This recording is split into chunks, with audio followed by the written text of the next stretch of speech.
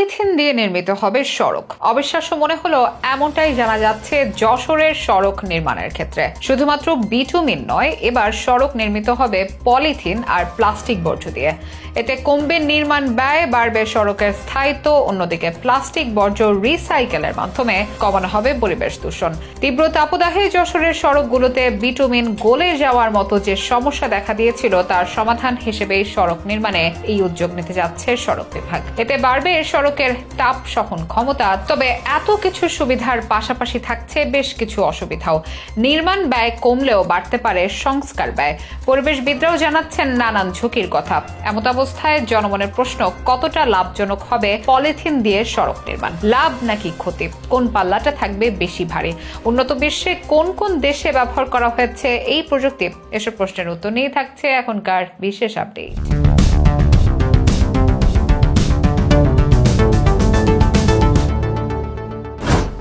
এবার সড়ক নির্মাণে ব্যবহৃত হবে পলিথিন। তীব্র তাপদাহে যশোরের সড়কে বিটুমিন গলে যাওয়ার সমস্যার সমাধানে এমনই উদ্যোগ নেওয়া হয়েছে বলে জানা যাচ্ছে। এতে সামনের দিনে যশোরের সড়কগুলোতে দেখা যাবে পলিথিনের ব্যবহার। তবে শুধু সমস্যার সমাধান নয়, এর আরো বহুবিধ উপকারিতা রয়েছে বলে দাবি সড়ক বিভাগের। জানা যাচ্ছে প্লাস্টিক ব্যবহারে সড়ক নির্মাণে ব্যয় কমে আসবে উল্লেখযোগ্য হারে। যেখানে বিটুমিনের কেজি 70 থেকে 80 টাকা, সেখানে পলিথিন অলমোস্ট ফ্রি বলা যায়। পরিবেশ থেকে সংগ্রহ করে ব্যবহার উপযোগী করতে 7 থেকে 8 টাকা কেজি পড়বে বলে ধারণা অনেকের। সড়ক নির্মাণে বিটুমিনের সাথে 9% প্লাস্টিক ব্যবহার করলে পার কিউবিক মিটারে 2000 টাকা যদি খরচ বাঁচবে বলে হিসেবে পাওয়া গেছে। এতে একটি 5 কিলোমিটার রাস্তা বানাতে 15 থেকে 20 লাখ টাকা খরচ কমে যাবে বলে ধারণা সংশ্লিষ্টদের। শুধু খরচ কমা নয়, এর পাশাপাশি বাড়বে সড়কের স্থায়িত্ব। যেখানে মাত্র 40 ডিগ্রি সেলসিয়াস তাপমাত্রায় রাস্তার পিচ নরম হয়ে যাওয়ার প্রবণতা লক্ষ্য করা যায়, সেখানে প্লাস্টিক বর্জ্য ব্যবহারে এটি 7 ডিগ্রি সেলসিয়াস তাপমাত্রাতেও সহনীয় হবে বলে জানাচ্ছে গবেষকরা। এর আরো একটি সুবিধাজনক দিক হলো পরিবেশ দূষণ হ্রাস। এক গবেষণা দেখা গেছে, করোনা মহামারীর সময় শুধু ঢাকা নগরীতে দৈনিক 6464